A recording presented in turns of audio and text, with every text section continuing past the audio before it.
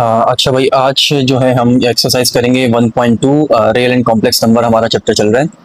और इस एक्सरसाइज में 1.2 में जो क्वेश्चन नंबर 1 है, इसमें आप देख सकते हैं कि 10 पार्ट्स हैं इसके।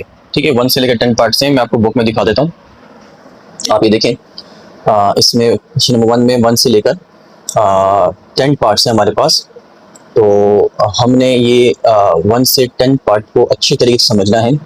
मैं आपको बोर्ड पे एक एक करके पार्ट समझाऊंगा। इसमें देखें प्रॉपर्टीज़ का हमने इस्तेमाल करना है। ठीक है, इसमें मुख्तलिफ प्रॉपर्टीज़ आएंगी। इस एक्सरसाइज से पीछे अगर आप पेजेस में देखें तो commutative property, associative property, distributive property, multiplicative additive, multiplicative inverse, ये तमाम प्रॉपर्टीज़ पीछे दी हुई हैं। मैं आपको 1.2 में ये क्वेश्चंस भी सॉल्व करवाता हूँ और कोशिश करता हूँ ये प्रॉपर्टीज़ भी आपको समझाऊँ। ठीक है, तो यहाँ पर हम देखते हैं और कोशिश करना इसको अच्छे तरीके से आपने समझना है। तो देखिए, सबसे पहले जो आपके पास यहाँ लिखा हुआ है क्वेश्चन नंबर 1 में लिखा हुआ है 1/2 + 2/3 इज इक्वल टू 2/3 + 1/2। ठीक है, तो आपने ये देखना है, ये बताना है कि ये बेसिकली सवाल में प्रॉपर्टी कौन सी कह रहे हैं। आपको क्वेश्चन में अगर 1 पढ़े आप तो उसमें देखें लिखा हुआ है कि रिकॉग्नाइज द प्रॉपर्टीज, यानी कि आपने देखना है कि रियल एंड कॉम्प्लेक्स नंबर में ये जो प्रॉपर्टीज हैं या मैथमेटिक्स में ये जो प्रॉपर्टीज हैं ये कौन सी प्रॉपर्टीज हैं बेसिकली। ठीक है, तो आपको अच्छे से इस सवाल को करने के लिए क्या करना पड़ेगा कि आपको अज्यूम करना पड़ेगा टर्म्स को। यानी कि अगर 1/2 है, इसको सपोज कर लें ये ए टर्म है हमारे पास। ठीक है, ये 2/3 है, इसको अज्यूम कर लेंगे हमारे पास 2/3 जो है ये हमारा बी टर्म है। ठीक है, तो यानी कि ये ए टर्म है और ये बी टर्म है कि मैथमेटिक्स की प्रॉपर्टी में अगर ए टर्म को बी में प्लस करते हैं। ठीक है, देखें यहाँ पर 2/3 बाद में लिखा हुआ था, अब राइट साइड पे देखें 2/3 पहले लिखा हुआ है, यानी कि बी वाली टर्म पहले लिखी हुई है और जो हमने ए जिसको कंसिडर किया था वो बाद में लिखी हुई है। तो हुआ क्या कि अगर ए प्लस बी करें या बी प्लस ए करें, ठीक है, और लेफ्ट और राइट साइड का आंसर अगर सेम आए तो ये जो प्रॉपर्टी बन जाएगी, ये कौन सी प्रॉपर्टी बन जाएगी, ये बन जाएगी कम्यूटेटिव प्रॉपर्टी। कम्यूटेटिव प्रॉपर्टी कहती है ए को बी में प्लस कर लें या बी को ए में प्लस कर लें।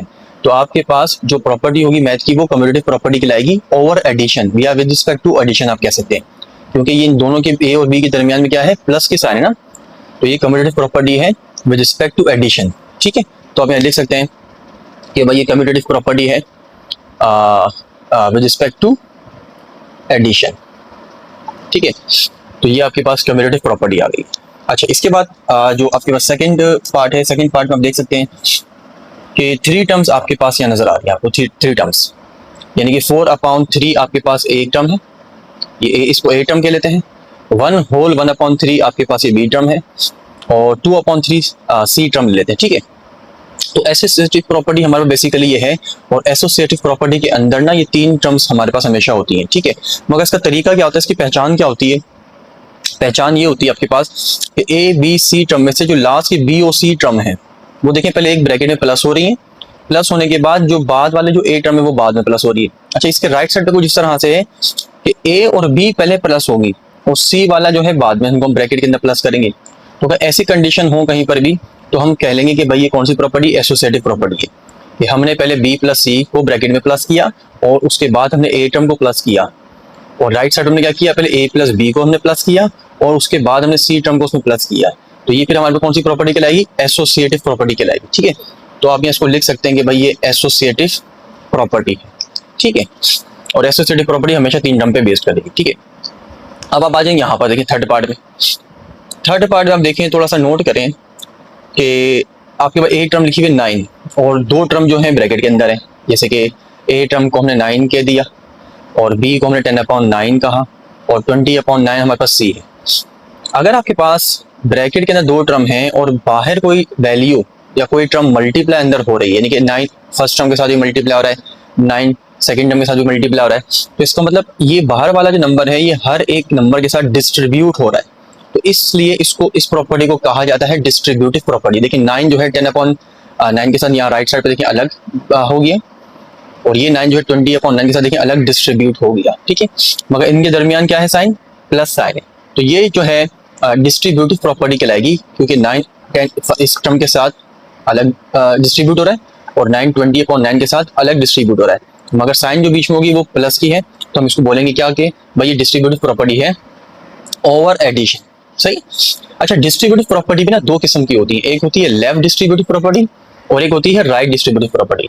अगर आपके पास ब्रैकेट के लेफ्ट यानी कि ये जो ब्रैकेट के लेफ्ट साइड पे नंबर कोई मल्टीप्लाई हो रहा है तो ये कहलाएगी लेफ्ट डिस्ट्रीब्यूटिव प्रॉपर्टी। ठीक है, अगर यही सिचुएशन 9 जो है हमारे पास राइट साइड पे होता तो हम कहते कि भाई ये जो है राइट डिस्ट्रीब्यूटिव प्रॉपर्टी। अभी ब्रैकेट के लेफ्ट साइड पे नंबर है तो ये लेफ्ट डिस्ट्रीब्यूट यानी कि हमारे पास ये हो रहा है, तो इसको हम कहेंगे कि भाई ये जो है डिस्ट्रीब्यूटिव प्रॉपर्टी है।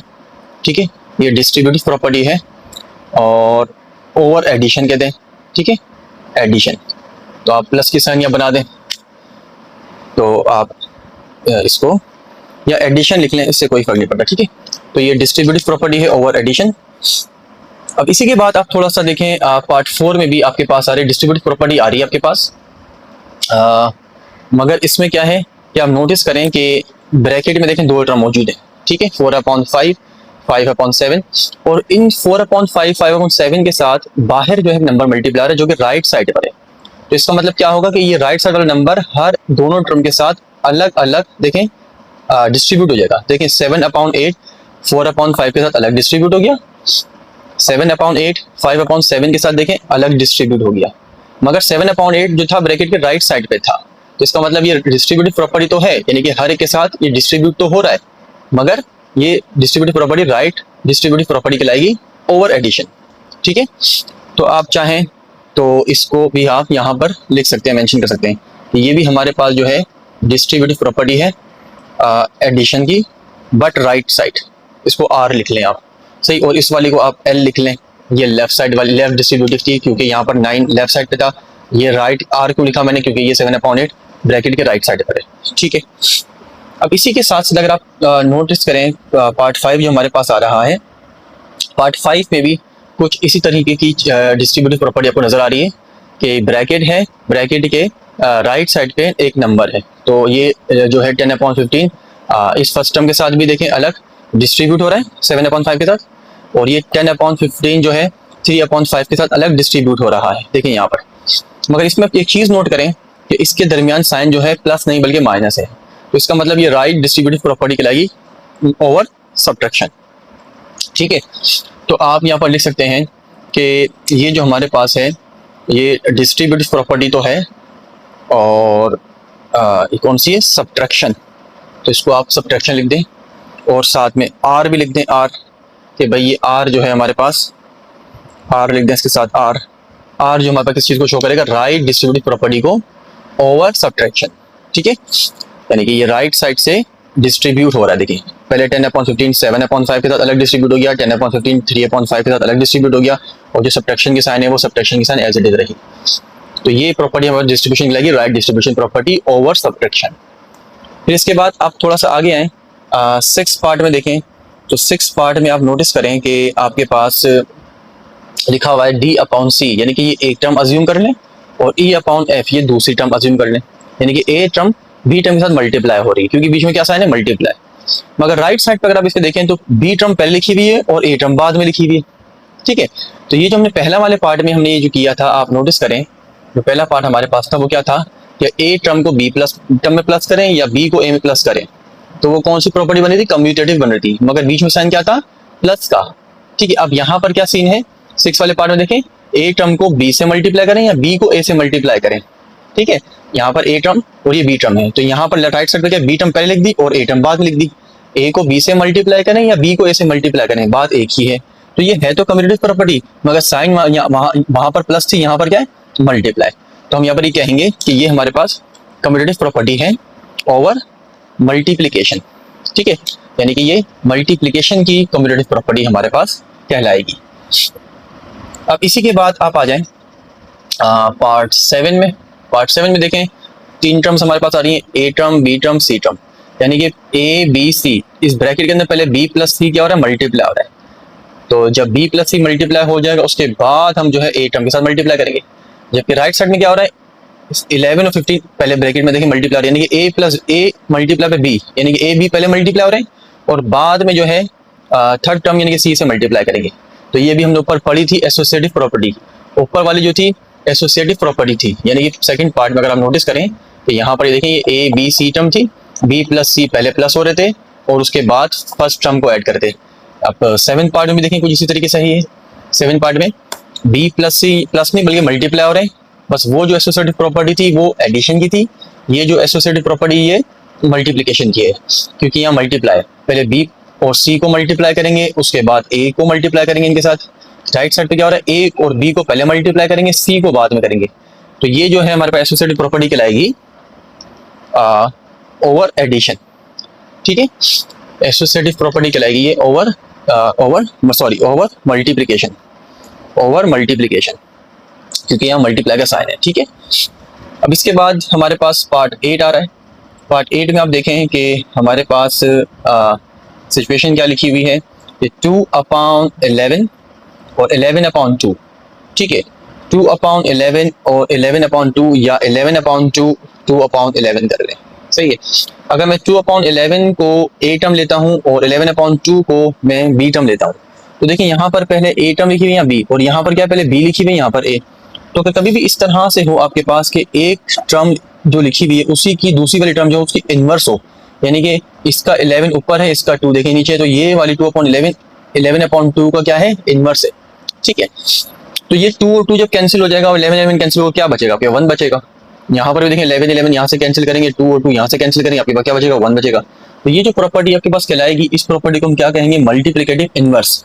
ठीक है, कभी भी एक वैल्यू का दूसरी वैल्यू के साथ अगर इनवर्स मौजूद है, 2/11 का इनवर्स क्या है, 11/2, और ये कैंसिल होने के बाद 1 को यानी कि हमारे पास शो करेगा। तो इसका मतलब ये हमारे पास क्या कहलाएगा, मल्टीप्लिकेटिव इनवर्स।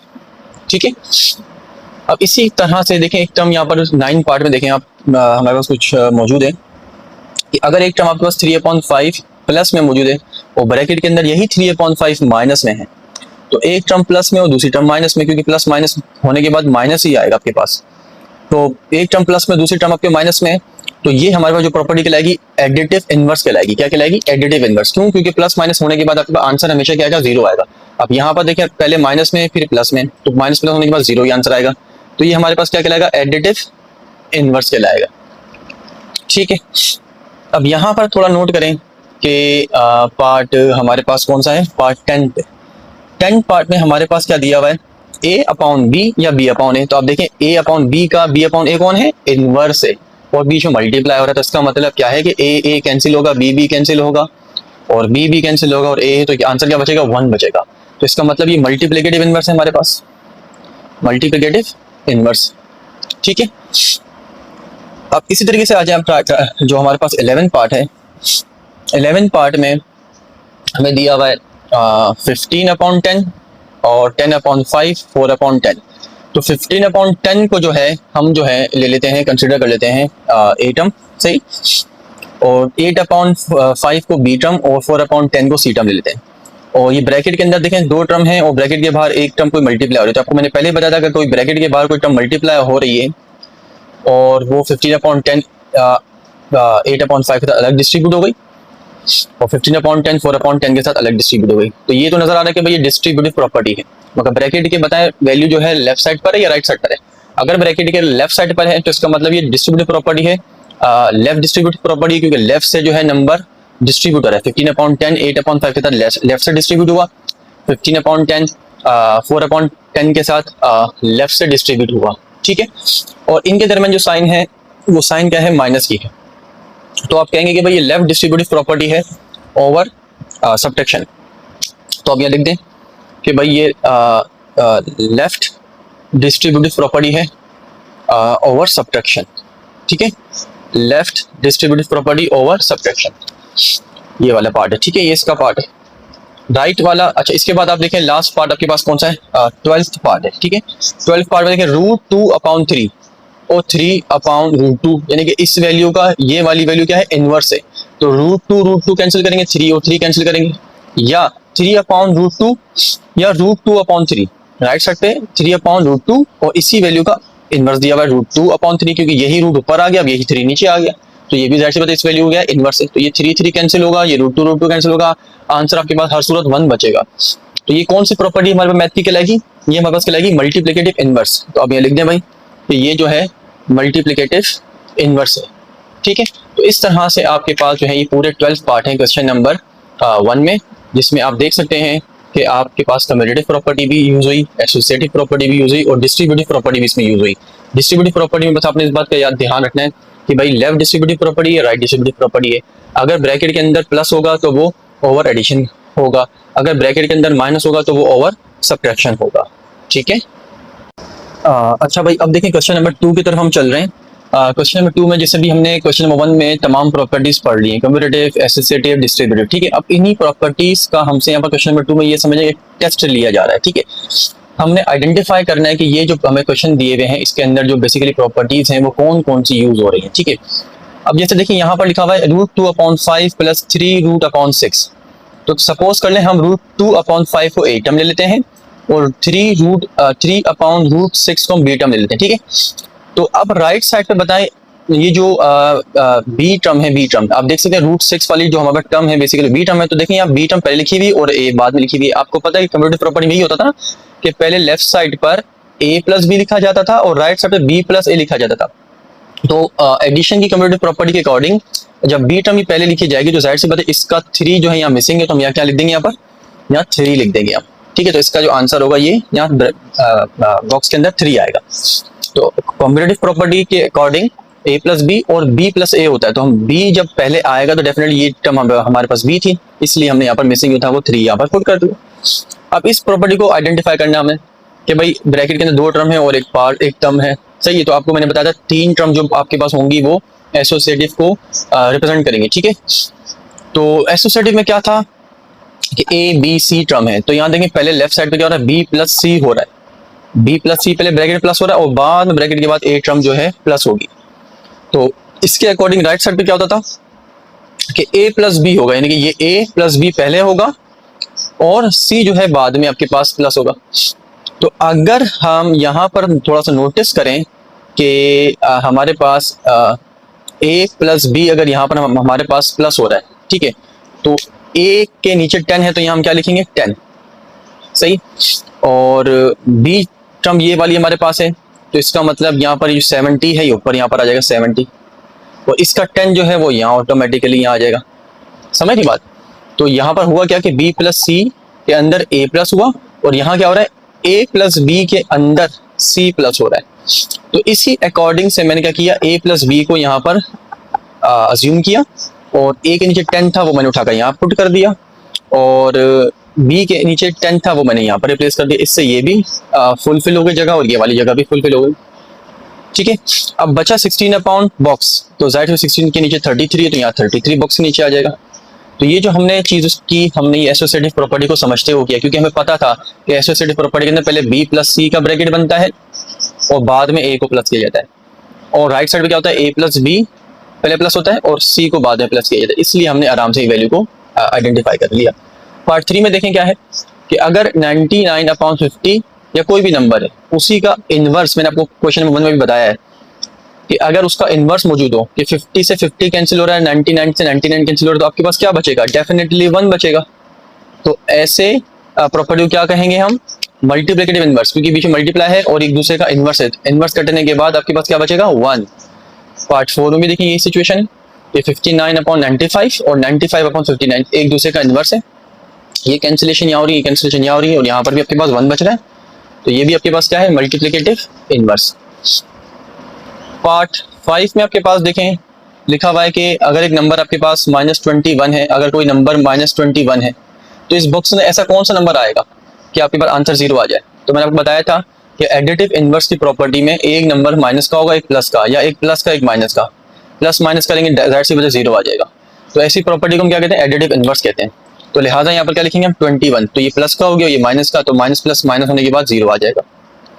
ठीक है, अब देखिए लास्ट पार्ट है इस क्वेश्चन 2 का। इसमें देखिए लिखा हुआ आपके पास क्या, एक ब्रैकेट है जिसमें 2 टर्म है और ब्रैकेट के बाहर एक टर्म मल्टीप्लाई हो रही है। तो मैंने आपको बताया था कि अगर ब्रैकेट के बाहर कोई टर्म मल्टीप्लाई हो रही है तो वो डिस्ट्रीब्यूटिव प्रॉपर्टी कहलाएगी। अगर ये लेफ्ट पर मल्टीप्लाई हो रही है तो लेफ्ट डिस्ट्रीब्यूटिव प्रॉपर्टी कहलाएगी। अगर ये 5/8 राइट साइड पे होता और राइट साइड से इसको डिस्ट्रीब्यूट करता तो इसका मतलब यहाँ पर ही राइट डिस्ट्रीब्यूटिव होती। इस वक्त हमारे पास ब्रैकेट के लेफ्ट साइड पे वैल्यू है 5/8, इसका मतलब ये लेफ्ट डिस्ट्रीब्यूटिव प्रॉपर्टी। इसका मतलब अगर हम 5/8 को 2/3 के साथ डिस्ट्रीब्यूट करते हैं तो लिहाजा यहाँ पर क्या आना चाहिए, ये 5/8 आना चाहिए, क्योंकि ये डिस्ट्रीब्यूट 2/3 के साथ हो गया।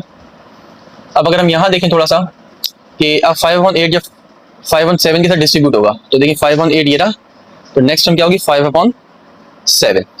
तो इस तरह से ये आपने लेफ्ट डिस्ट्रीब्यूटिव प्रॉपर्टी से तमाम मिसिंग एलिमेंट्स को फाइंड कर लिए।